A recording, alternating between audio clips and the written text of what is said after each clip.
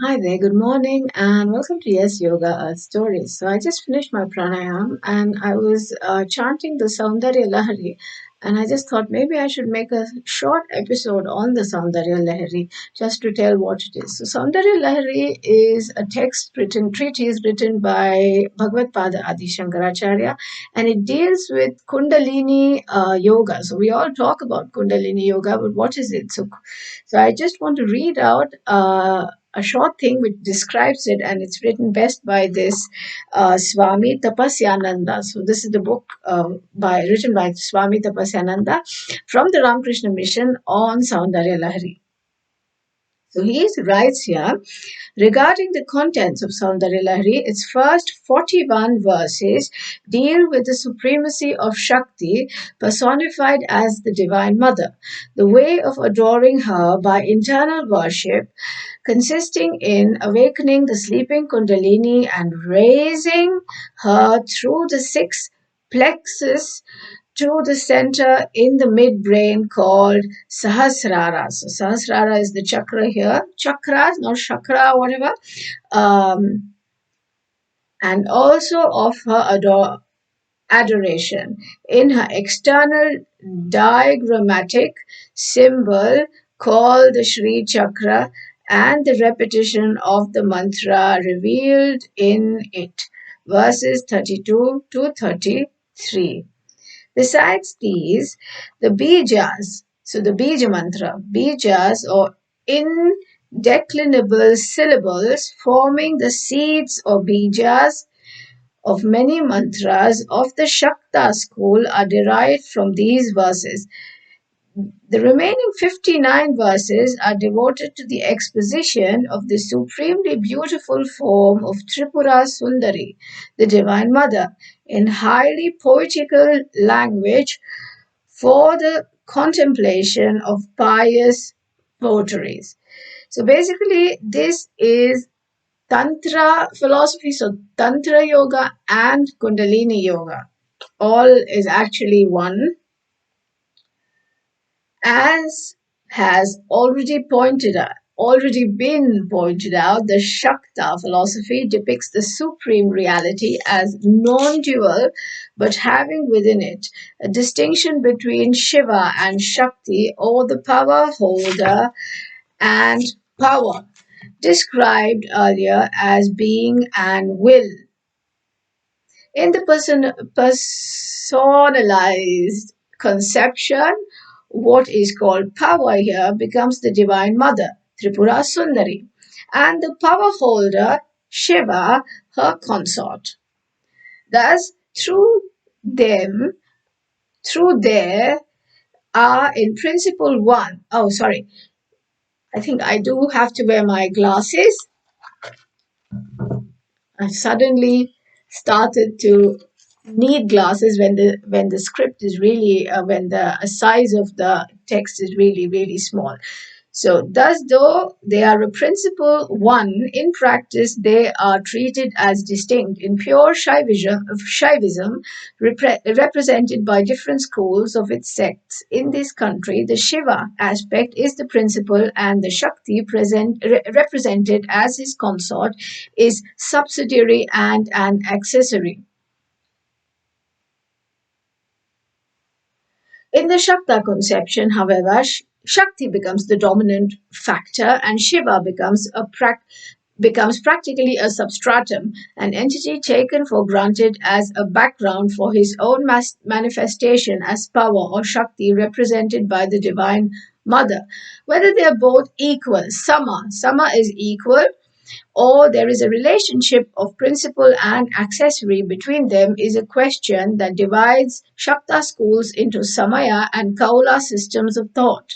On this question, the view of philosophy expressed in Soundarya Lahari seems to be divided, with however a leaning towards the latter in some verses at least. Take for example the very first verse which says, united with Shakti, Shiva is endowed with power to create. Otherwise, he is incapable of even movement. He's incapable even of movement.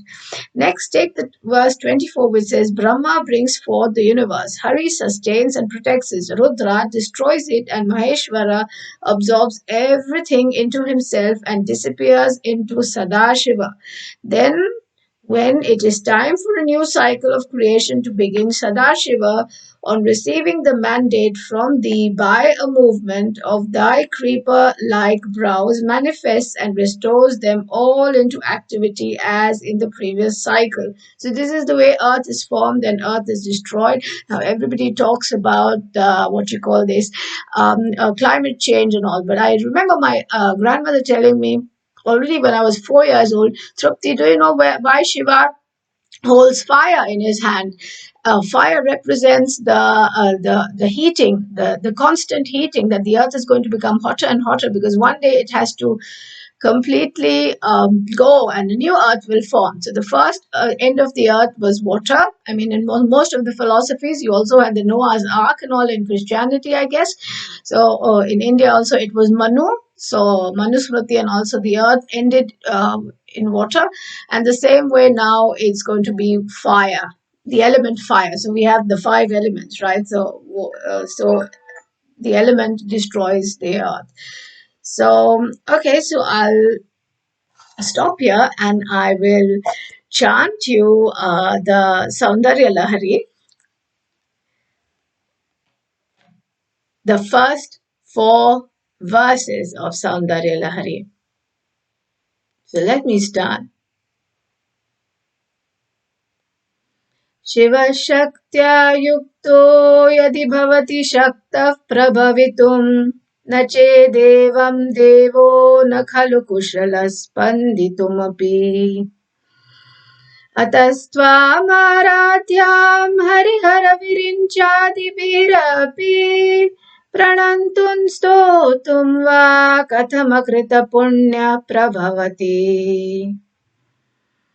taniyam sampam sum tava charana pankheruha bhavam virinchis sanchinvan virachayati lokana vikalam vahatyenam shauri katamapi sahasrena shirasam harasan shuddhyainam bhajati bhasito dhulana vidhim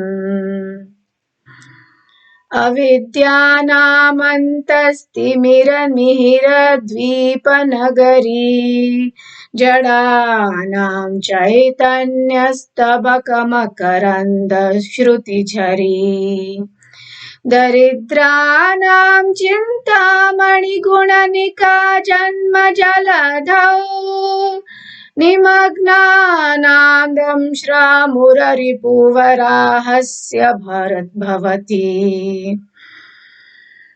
tadanyah panibhyam abhayavarado daivataganaha tvameka naivasi prakatitavarabhityabhinaya bhayatratum datum phalamabhichavanchana vanchasamadhikam sharanye lokanam tavahi charananeva nipunau.